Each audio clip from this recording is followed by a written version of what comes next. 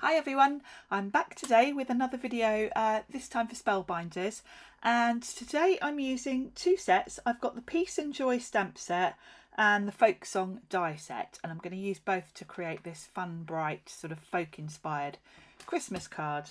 So let's talk about the stamp set first of all.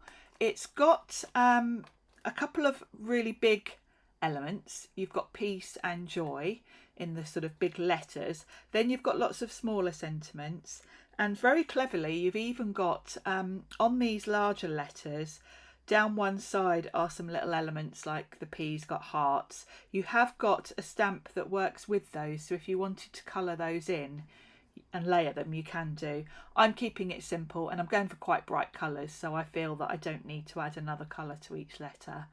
So I'm using my mini Misty to get these straight and make sure I can fit them all on.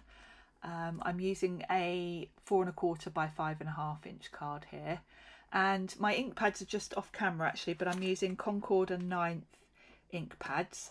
So for the P I've used cranberry, then this is parsley that I'm using now, and then for the A, let's see, what have I got? I think I'm going in here with Oceanside.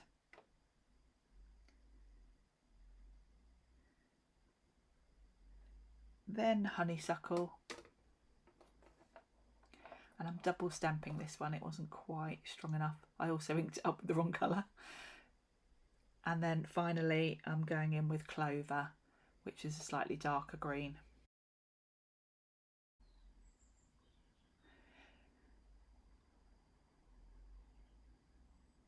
And you'll see, even with using the grid, I've still managed to not do that properly very central. So it's no problem, I can just trim off a little of the right hand side to centralise that a little bit.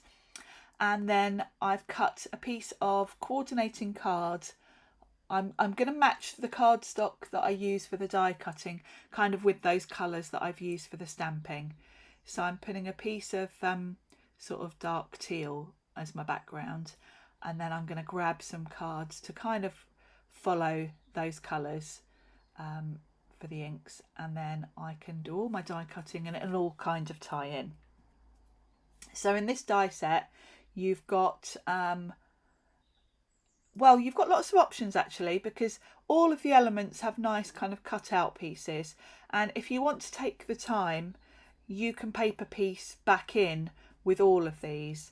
There's some lovely design elements on everything.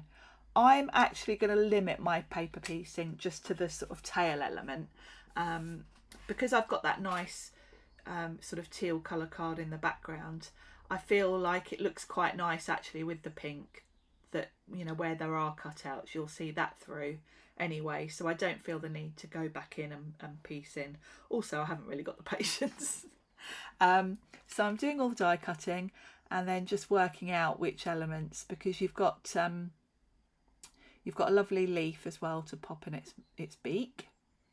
And then for the tails I am going to paper piece. So I've cut the tail 3 times and then I can mix and match so that I get all the colours in without, I didn't want to add any more colours than this. I wanted to keep it relatively simple. You know, the more colours you add in, the more busy it looks. So I felt following the colour scheme that I've used for the stamping works quite nicely. So these are the kind of outline for the tail, and then I'm going to piece in the elements so that it gives a nice effect, and then I can switch up the colours here for these.